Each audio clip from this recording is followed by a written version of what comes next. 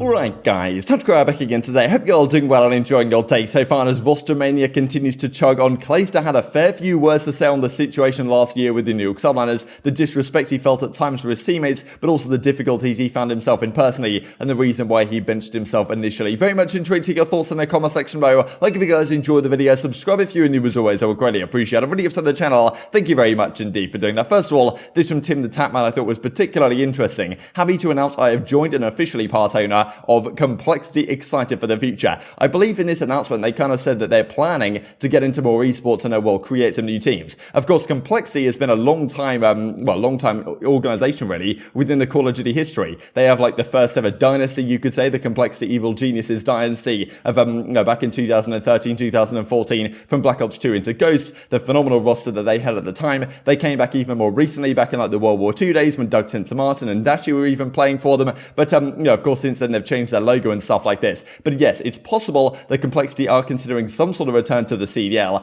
and we don't really know what's going on right now with a couple of these organizations. We know that supposedly the Chicago spot, we're given OpTic have kind of left to join Envoy and do this OpTic Dallas thing. We believe the Chicago spot might be going the way of Washington, but there is apparently another party involved there to try and make that deal happen there, and maybe Complexity is one of them. Given this announcement, of course, it is relatively difficult to say. This, as Mamba points out, we did look at this slightly earlier today, but all these things that you can change right now in custom games. So in Search and Destroy, you can even enable like a practice round before the real game. You can just turn off like destructible walls, dynamic map elements, all this type of stuff. But also, what was discovered here, if you go into like the CDL Ruleset, so right now there's already a CDL Ruleset which is in play for some of these game modes, and someone has decided whether that's you can see right here, Call of Duty League type stuff, CWL S&D for example. You can see that someone's already gone in and decided what the rules are going to be and what things are actually going to be banned in the game. Now, whether the pros have made any of these calls, whether it's just a developer going through and kind of doing things for practice at this point and some kind of like some placeholders or thinking what they might think might be banned, or whether the pros have actually gone through and given their thoughts on this already is of course that's difficult to say. But this is what is going on right now, as Crone says. Custom games available via a glitch on Vanguard. Here's an early look at some of the items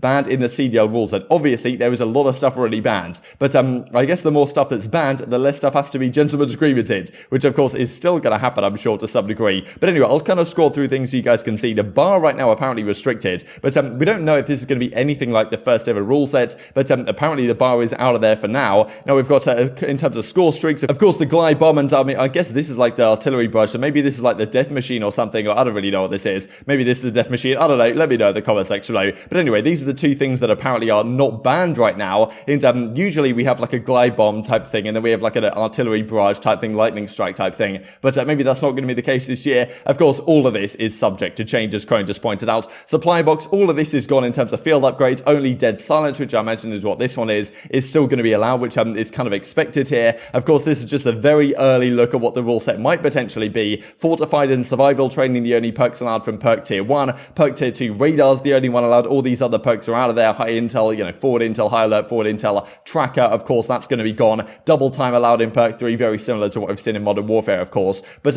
yes, this does seem right now like what's going to be happening for competitive play this year. Some things, a lot of things, clearly already getting banned by whoever's coming up with this rule set. But of course, at the same time, there's still going to be some GAs, because there's like 75 attachments of these weapons. I'm pretty sure like not all of them are going to get banned, but maybe certain combinations the pros might decide, okay, this is too strong, let's gentleman's agreement it out of the game, like we tend to see nowadays. But yeah, definitely interesting. We talked earlier today about the kind of the coalescence really between the professional scene and the more competitive scene, the more casual side of things, and maybe we don't want that to be too great, but already it seems like a lot of changes being made from that CDL rule set compared to what is generally played. This, of course, was Clayster's perspective. Like, he was very happy about these destructible walls being disableable. Not really sure if disableable is a real word, but we'll go with it anyway. As Octane says, we're off to a good start. I'll believe it when I see it in the actual game, says Clayster. So not convinced yet that even this in the beta is going to be replicated in the real game, but definitely some optimism really here from the pro players about the possibility of getting rid of these destructible walls, which might well be a good thing, honestly, for competitive play with what we've seen so far and how prevalent they are on a lot of these maps. It would be kind of a shame if like London Docks came back, for example, into this new title, and they put doors on the map, they put destructible stuff on the map, and it just doesn't play like how the original map did. I think we'd probably prefer if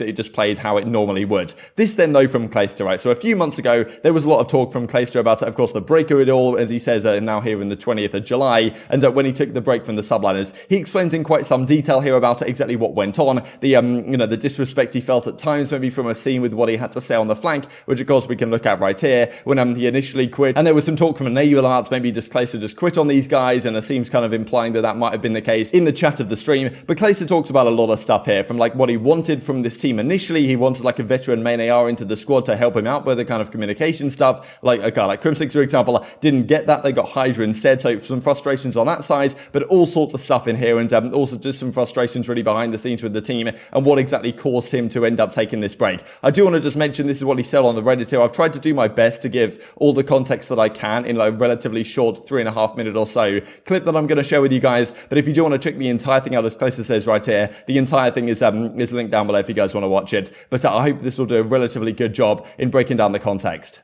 I'd been feeling like it was too much for me since like February, and I was super stressed, and I was very in a bad mental state since February, and I was just like keeping on, trying to tough it out, and the team isn't what I asked for. It was just super frustrating. Like I was having to coach and play at the same time, and then instead of getting a veteran AR, we picked up Paco, who's an amateur like sub player. You know what I'm saying? Like, and not to say that Paco's not gross. Paco's gross, but like that's not what I asked for from New York in terms of like the player I wanted, you know. And I was pretty upset about it. And then, you know, Paco's dropping 1.3s on people's foreheads, and it was good for an event.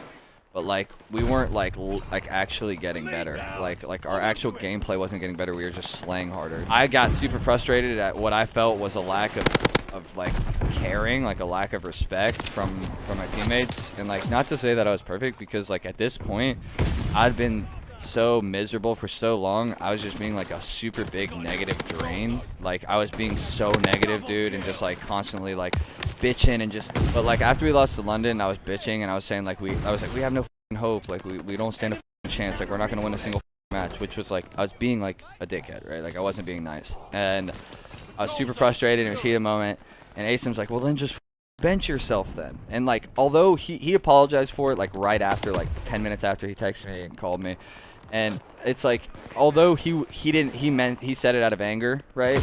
It got me like thinking, and I'm like, dude, why am I putting myself through this? The break came in, right?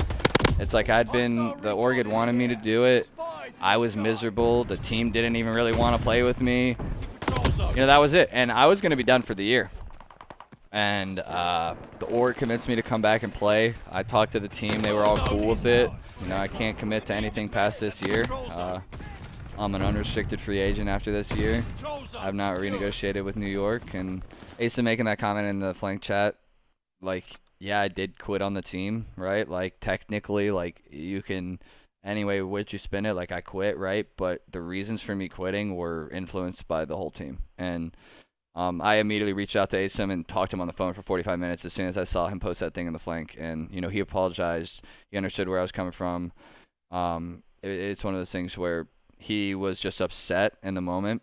And I understand he was upset, and he should feel slighted. Like, they should all have felt slighted, right? Like, I understand the way they perceive the situation, and I just thought it was a little disrespectful to kind of just, like, say it like that when Asim knows better than anyone else how difficult it was last year for me, and he was right there with me, and I'm not blaming him in any way, shape, or form. He was upset, and him being upset was valid, right? Like, I felt a slight disrespectful, but he apologized and we talked it out, and me and Asim are cool now. Like, you know, even the other day when he got announced LAG, I sent him a long text thanking him for what he'd done for me this year, and I told him I wish I could have been better for him this year and been a better teammate and stuff, but it just is what it is, right? Like, you know, I didn't really have a problem with any of them. It was just like a me thing. So I thought what Clayster had to say was very interesting, to be honest, about the Asim situation and how they, you know, they're still on good terms, but just the difficulties really he had last year. And that, honestly, I think he said, maybe I didn't quite share it in that clip, but that London match that they lost could have been his last ever Call of Duty match, right? With how things were going, with the frustrations he was feeling. If he didn't take a break, he felt that maybe stage 5, like and champs would have been a complete write-off. As it turned out, they still ended up doing pretty good and ended up taking that OpTic of the World Championship. championships, of course, which is a classic Clayster thing to do. But good to see him still around. But definitely understandable, really, the conflict that was going on there and some of the, the frustrations he felt with what Asim was doing, but also the other way around, right? He understood that he was being like not the best teammate, right? And that Asim, rightfully felt somewhat disrespected at the time. But it's still really interesting to look back on. Glad to see those two seemingly still in pretty good situations, right? With Asim now on Los Angeles Guerrillas and Clayster getting ready to go with his New York subliner squad, rumored to be Crimsix, Hydra, and Neptune joining them. As Brian Saint says, it is official, so maybe he's re-signed some sort of deal as the coach of the Minnesota Rokkr. Standy, of course, a pretty ridiculous season from him, to be honest, in terms of statistically. These are honestly really similar stats if you look at them from some perspective, as a guy like aBeZy, outside of the first Bloods not being quite as hectic as aBeZy's are. Like these stats in terms of like engagements and kills per 10 minutes are relatively similar to what aBeZy does, especially towards the start of his tenure really in the Minnesota Rokkr. They seem to be damage per 10 minutes, stuff like that, certainly right up there. Very impressive season from this guy, and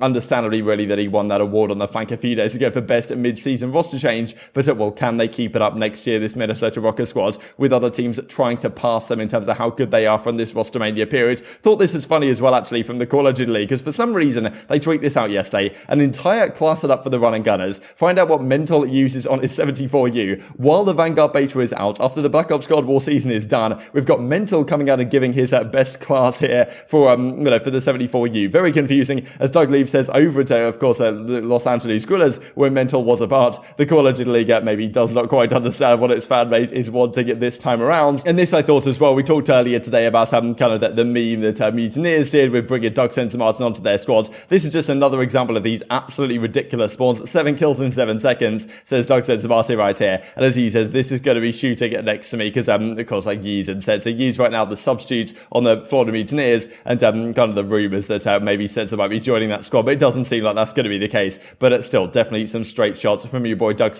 Martin, and Scump was having a pretty good time here on this same Eagles Nest map. It seems to be this map is causing a lot of the good, the good situations right now. Certainly this is probably the map that I think looks most promising, but even those who have played it are not necessarily convinced it's going to work too well for competitive play. But very much enjoyed your thoughts in the comment section below. Hope you guys enjoyed the video. If you did enjoy it, I'd greatly appreciate a like on the video. Really upset that you are going to know who enjoyed this content. Other people like you may enjoy this content as well, and I'm growing the competitive Call of Duty community. Thank you for watching as always. Take care, and I will see you next time. Double kill. Recon mission ready. Live bomb ready for target. Triple kill. Bloodthirsty. Fury kill. They're watching. Double kill. Oh my! Triple Oh kill. my! Mercenary. Oh! Tank dogs ready for action. Fury kill. Super Oh! kill. Oh my! Kill. Capturing Charlie. Rabbit kill. Oh my gosh! What just happened?